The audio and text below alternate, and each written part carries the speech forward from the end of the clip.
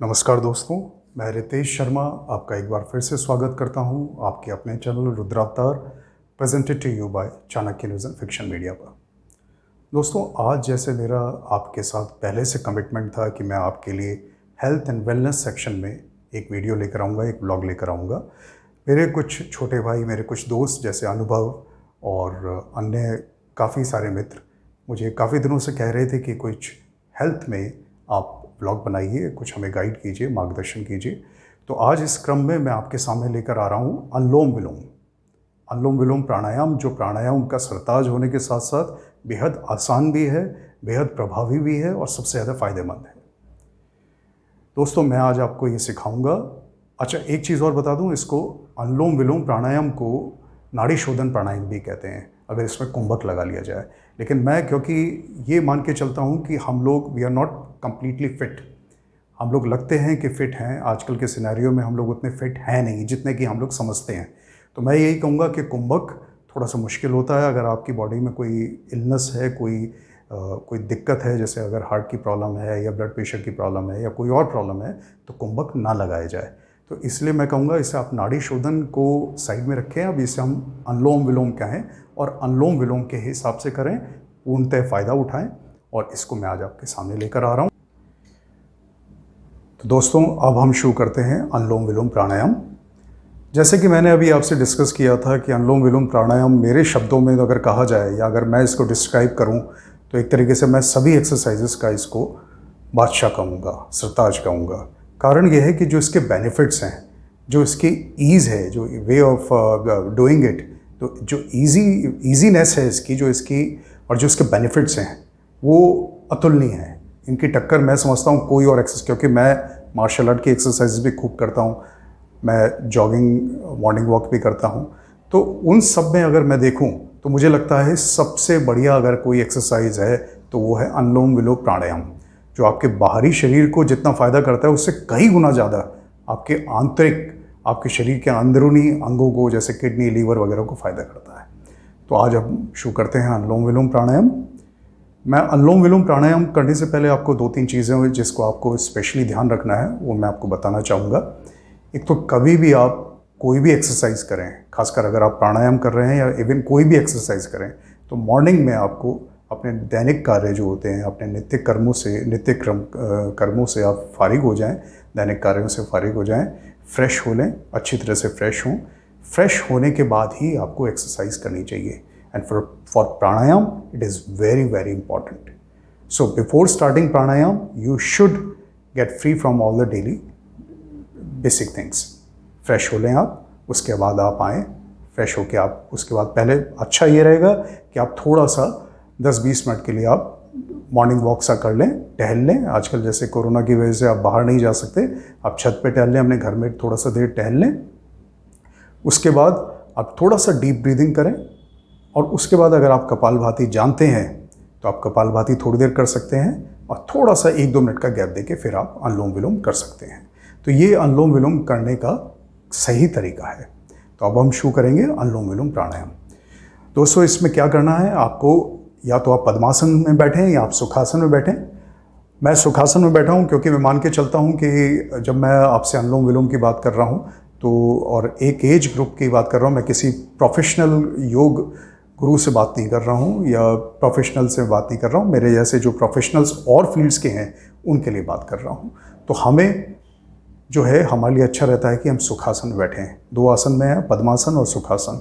आप सुखासन में बैठिए, आपको ईजीनेस आपकी रहनी चाहिए, कंफर्ट रहना चाहिए और कंफर्ट के साथ साथ आपको फ़ायदा होना चाहिए। तो बढ़िया है, आप सुखासन में बैठें। आप सुखासन में बैठें, जैसे आप देख रहे हैं कि मैं सुखासन में बैठा हुआ हूँ।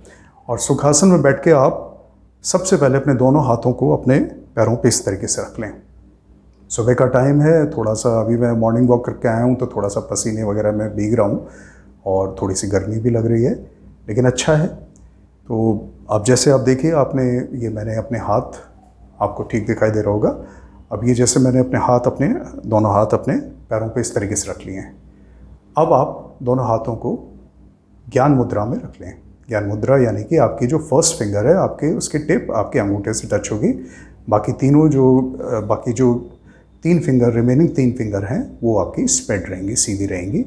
तो ये तरीका है आपका ज्ञान मुद्रा का।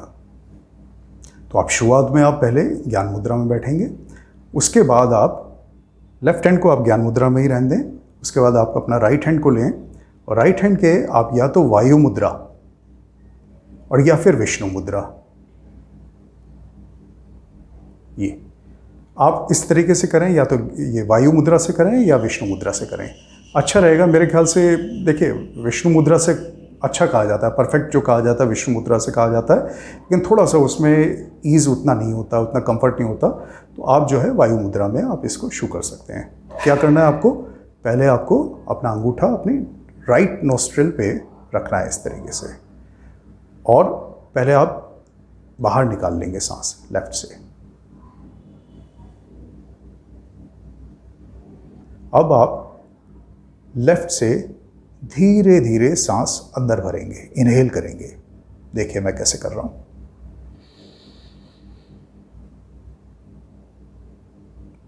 सांस अंदर भरने के बाद आप अपने बाकी जो रिमेनिंग जो ये फिंगर्स हैं, आपकी जो रिमेनिंग फिंगर, आप विष्णु मुद्रा में तो 2 रहेंगी, अगर वायु मुद्रा में है तो आपके 3 फिंगर्स हैं। इससे आप जो है अपनी लेफ्ट नोस्ट्रिल को बंद करेंगे और राइट नोस्ट्रिल से डीप ये आप ब्रीथ आउट कर देंगे, यानी एक्सेल करेंगे। अब ध्यान देने की बात यह है कि जिस नाक से आप एक्सेल कर रहे हैं, यानी सांस छोड़ रहे हैं, उसी नाक से, उसी आपको नासिका छिद्र से आपको इनहेल भी करना है। ये इसका एक सिंपल, एक जो बहुत इंपॉर्टेंट चीज़ है ध्यान रखने की है कि जहाँ से आपने एक्सेल किया है, जहाँ से सांस आपने छोड़ा है, उसी नासिका छिद्र से आप सांस लेंगे। ये एक क्रम है, इसी तरीके से एक साइकिल पूरी होती है। तो ये इस तरीके से आपको करना है। अच्छा, एक चीज़ का ध्यान रखिए, बिल्कुल भी ज़ोर से मत कीजिए, बिल्कुल भी इसमें दम लगाने की ज़रूरत नहीं है। जैसे कुछ टीवी चैनल्स पे भी कुछ बड़े बड़े जो योगी हैं वो लोग, या ये कहें कि योग अपने जो एक्सपर्ट्स हैं वो लोग करते हैं, वो दम लगा के करते हैं, लेकिन ये वो लोग एक्सपर्ट हैं, यू आर नॉट एक्सपर्ट।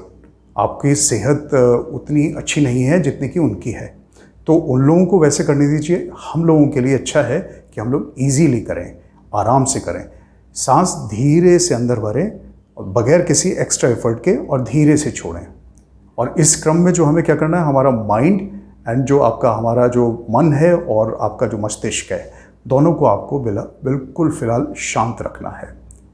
बिल्कुल उनको आप बिल्कुल जो है रिलैक्स मोड में रखेंगे, और जब ये अनुलोम विलोम करेंगे उस टाइम आपका अच्छा रहेगा कि आप आज्ञा चक्र में आप अपना ध्यान भी लगाएं। बिल्कुल ईजी बैठना है आपको, पीठ सीधी रहेगी, कंफर्ट आपको, मतलब मस्तिष्क और आपका जो दिमाग है उसको कहीं इधर उधर मत भटकने दीजिए, मन को इधर उधर मत जाने दीजिए। थॉट्स आपके, टेंशन आपकी, आप सबको दूर कर दीजिए। ठीक है, तो अब इसको मैं करके दिखा रहा हूँ आपको, बहुत सिंपल है, कैसे करना है अब आप देखिए। ये शुरुआत कर रहा हूँ मैं।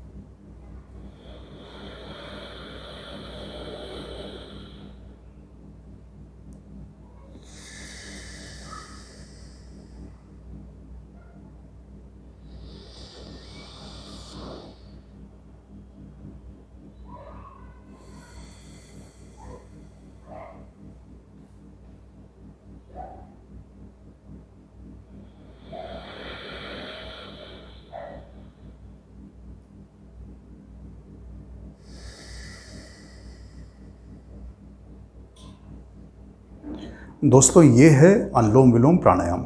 अब इसमें जो खास पॉइंट्स हैं या खास बातें हैं जो ध्यान रखनी है आपको, वो ये है, सबसे पहले आप ज्ञान मुद्रा में बैठे, उसके बाद में आपने वायु मुद्रा लगाई या फिर आपने विष्णु मुद्रा लगा के आप इस तरीके से आप राइट हैंड को रखेंगे। आप पहले जो है सांस को लेफ्ट से ही आप एक्सहेल कर देंगे। आप एक्सहेल करने के बाद में आप लेफ्ट नॉस्ट्रिल से सांस अंदर भरेंगे, धीरे धीरे सांस भरेंगे। अच्छा, अब इसमें क्या है कि जो बिगनर्स होते हैं 1:1 का रेशियो रखेंगे इनहेल और एक्सहेल का। लेकिन जब आप जैसे धीरे धीरे करके आप थोड़ा सा एक्सपर्ट तो नहीं कहूँगा, लेकिन हाँ धीरे धीरे आपकी जब प्रैक्टिस होती जाएगी तो आप इसको 1:2 का रेशियो करेंगे आप। ठीक है, यानी कि आपने जितना इनहेल किया, सपोज आपने 4 सेकंड आपने इनहेल किया तो आप 8 सेकंड में उसको धीरे धीरे छोड़ेंगे। ठीक है, जरूरी नहीं है कि थोड़ा बहुत ऊपर नीचे हो सकता है, ऐसा कुछ नहीं है, ऐसे कोई हार्ड एंड फास्ट नहीं है, लेकिन अच्छा ये रहता है। अच्छा, इसमें कुंभक जो लगाया जाता है उसमें यह है बीच में थोड़ी देर के लिए सांस जैसे आपने इनहेल किया उसके बाद थोड़ी देर रोका जाता है। लेकिन आप कुंभक को के चक्कर मत भी पढ़िए बिल्कुल भी, कुंभक एक्सपर्ट्स को करना चाहिए, आप और हमें नहीं करना, ज़्यादा अच्छा रहेगा। क्योंकि अगर आपकी बॉडी में किसी तरह की प्रॉब्लम है तो वो उल्टा it could harm your body. ठीक है, तो कुंभक के चक्कर में ना पड़ें, आप सीधे अनुलोम विलोम करेंगे। आपने पहले लेफ्ट नॉस्ट्रिल से सांस अंदर लिया, धीरे से सांस अंदर लिया, अंदर भरा और फिर राइट नॉस्ट्रिल से उसे निकाल दिया। तो ये क्रम में आप करेंगे इस तरीके से। ये अनुलोम विलोम प्राणायाम है और ये तरीका फिर एक बार देख लेते हैं। आपकी बार मैं विष्णु मुद्रा में कर रहा हूँ।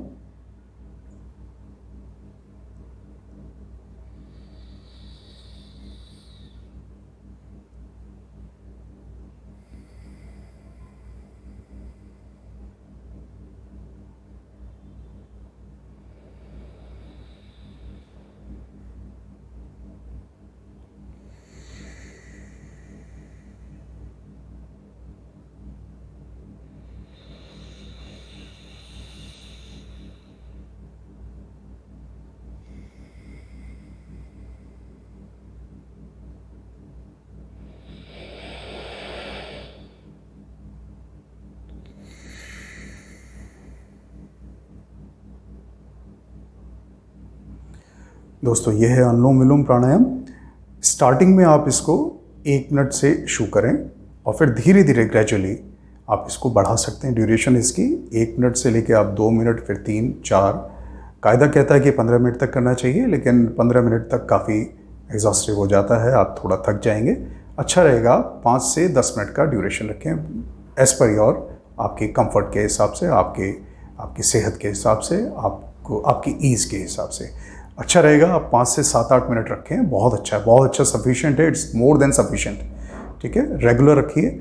जब इसके बेनिफिट्स की बात करें तो जैसे आप मॉर्निंग में, आप सुबह आप कर रहे हैं, अर्ली मॉर्निंग कर रहे हैं, जैसे अभी 5, 5:30 हो रहे हैं, 5:30 के करीब का टाइम है, तो आप जैसे इस टाइम पे अगर आप करते हैं, आप मॉर्निंग में आप फ्रेश होकर आए हैं, आप उसके बाद अब आप कर रहे हैं थोड़ा सा एक्सरसाइजेस के बाद, तो आप एक तो हवा में ऑक्सीजन अच्छी मात्रा में है और थोड़ा सा पॉल्यूशन कम है इस टाइम।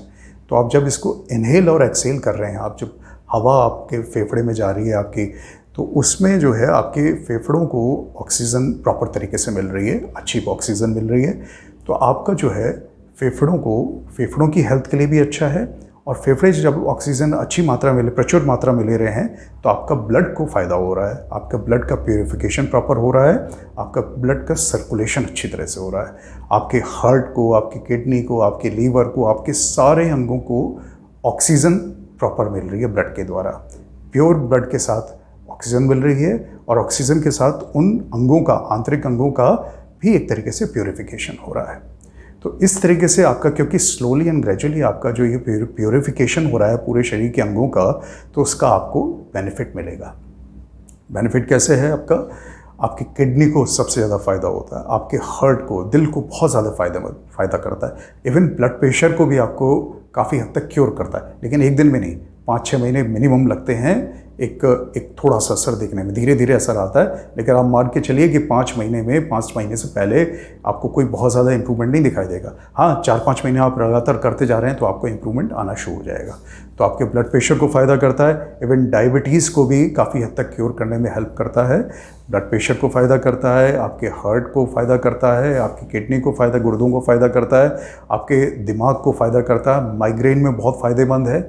और मैं तो कहता हूँ कि इवन आपके, क्योंकि बॉडी के सारे अंगों को इसकी ऑक्सीजन, प्रॉपरली ऑक्सीजन मिलती है, ऑक्सीजन युक्त ब्लड मिलता है, प्योर ब्लड मिलता है, तो सारे अंगों की, आपकी जो है, आपकी आइज़ को, आपके सारे अंगों को इसका बेनिफिट मिलता है। आपकी आइज़ को बहुत फ़ायदा होता है इससे, तो दोस्तों ये है अनुलोम विलोम प्राणायाम, बहुत आसान, बहुत कारागार और बहुत ही आनंद प्रदान करने वाला, जो आपको आप जब आप शांत होकर बैठते हैं आपको बहुत रिलैक्स मिलता है। मुझे बहुत रिलैक्स मिलता है दोस्तों। तो ये है अनुलोम विलोम प्राणायाम दोस्तों। मैं इस उम्मीद के साथ इस ब्लॉग को आज यहीं समाप्त कर रहा हूँ कि आपने ये सीखा होगा। अगर आपको कोई दिक्कत आती है इसमें तो आप मुझे कभी भी मैसेज कर सकते हैं, and I am always there for you. अगर मेरे से कुछ भी आपको गाइड करने में कुछ भी मैं आपके लिए मददगार साबित हुआ तो that would be an honour for me. अच्छा दोस्तों, विदा चाहूँगा। एक बार फिर जल्दी ही मुलाकात होगी हेल्थ सेक्शन में, और मैं आपका बेसब्री से इंतजार करूँगा। नमस्कार दोस्तों।